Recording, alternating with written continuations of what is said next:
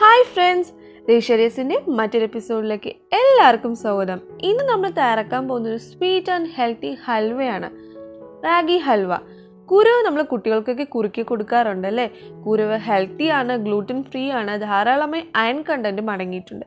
എന്നാൽ ഇതുവരെ ഒരു ഹൽവ തയ്യാറാക്കി നോക്കിയിട്ടുണ്ടോ? നമുക്കിന്ന് ഹെൽത്തി ഹൽവ ഉണ്ടാക്കാം. So keep watching. Hope you like it.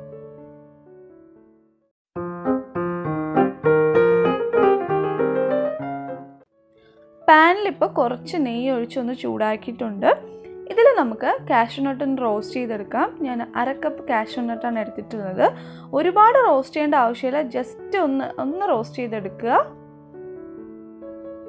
ഇപ്പോൾ കാഷ്യൂനട്ട് റോസ്റ്റ് ആയിട്ടുണ്ട്. ഇത്രേണ്ട ആവശ്യമുള്ളൂ, അല്ലാതെ കളറൊന്നും അധികം മാറേണ്ട ആവശ്യമില്ല. ഇനി നമുക്കിതിൽ നിന്ന് കോരി മാറ്റാം.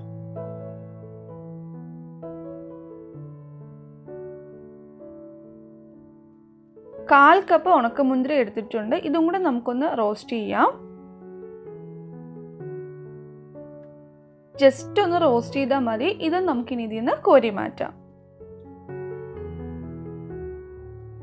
അപ്പോൾ ഹൽവ തയ്യാറാക്കാൻ വേണ്ടിയിട്ട് ഞാനിവിടെ 1/2 കപ്പ് റാഗി പൗഡർ എടുത്തിട്ടുണ്ട്.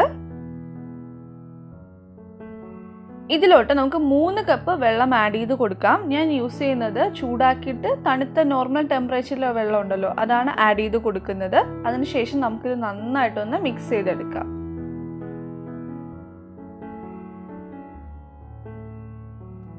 നന്നായിട്ട് മിക്സ് ചെയ്തെടുത്തു. ഇനി നമുക്കിത് കുക്ക് ചെയ്യാം. നമ്മൾ നേരത്തെ യൂസ് ചെയ്ത പാനിൽ തന്നെ നമുക്ക് റാഗി കുറുക്കിയെടുക്കാം. ഒരു മീഡിയം ഫ്ലെയിമിലിട്ടതിന് ശേഷം നന്നായിട്ട് ഇളക്കി കൊടുത്തുകൊണ്ടിരിക്കുക. നമ്മൾ ഇളക്കി കൊടുത്തില്ലെങ്കിൽ ഇത് കട്ട പിടിച്ചു പോകാൻ ചാൻസ് ഉണ്ട്.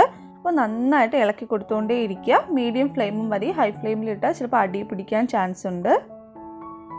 കണ്ടോ, നമ്മുടെ റാഗി ബാറ്റർ ഇപ്പോൾ അത്യാവശ്യം തിക്കായി വന്നിട്ടുണ്ട്. ഈ ഒരു കൺസിസ്റ്റൻസിയിലാവുമ്പോൾ നമുക്ക് ഇതിലോട്ട് ശർക്കര ആഡ് ചെയ്ത് കൊടുക്കാം. ഞാനിവിടെ 1 കപ്പ് ശർക്കരയാണ് ആഡ് ചെയ്യുന്നത്. ഇത് തന്നെ അത്യാവശ്യം മധുരം നമുക്ക് തരും. ഇനി ഒരുപാട് മധുരം ഇഷ്ടമുള്ളവരാണെങ്കിൽ 1/2 കപ്പ് ശർക്കര ആഡ് ചെയ്ത് കൊടുക്കാം. അതിനുശേഷം ശർക്കര നന്നായിട്ട് മെൽറ്റായി വരുന്നത് വരെ നന്നായി നമുക്കിത് ഇളക്കി കൊടുത്തുകൊണ്ടേയിരിക്കാം.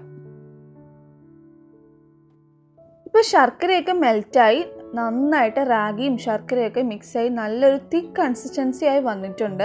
ഇനി നമുക്കിതിലോട്ട് ആഡ് ചെയ്യുന്നത് കാർഡമനാണ്, ഏലക്ക പൊടിച്ചത് 1 ടേബിൾ സ്പൂൺ ഞാൻ ആഡ് ചെയ്ത് കൊടുക്കുകയാണ്.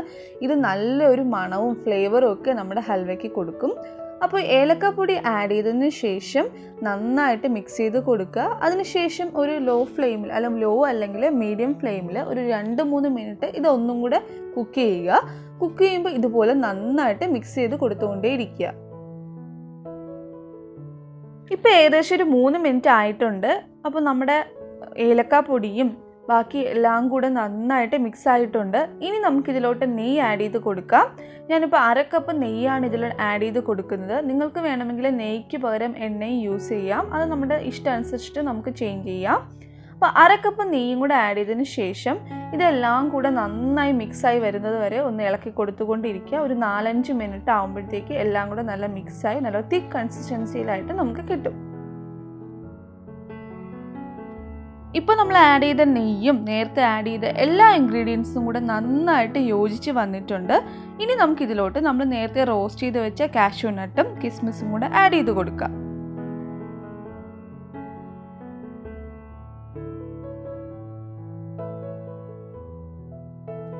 അതിനുശേഷം ഒന്നും കൂടെ നന്നായിട്ടൊന്ന് മിക്സ് ചെയ്യുക. അപ്പോൾ നമ്മുടെ കാഷ്യൂനട്ടും ഉണക്കമുന്തിരിയും ഫുൾ ഹൽവയിൽ മിക്സായി വരണം. അതുകൊണ്ട് ഒന്നും കൂടെ നന്നായിട്ട് മിക്സ് ചെയ്യുക.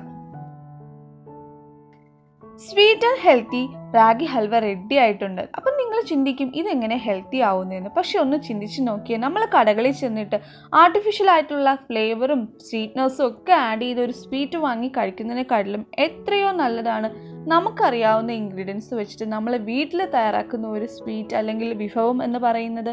അപ്പോൾ നിങ്ങൾ എന്തായാലും ഇത് ട്രൈ ചെയ്ത് നോക്കുക. ചൂടോടെ കഴിക്കാനാണ് ഇത് ഏറ്റവും ടേസ്റ്റ്.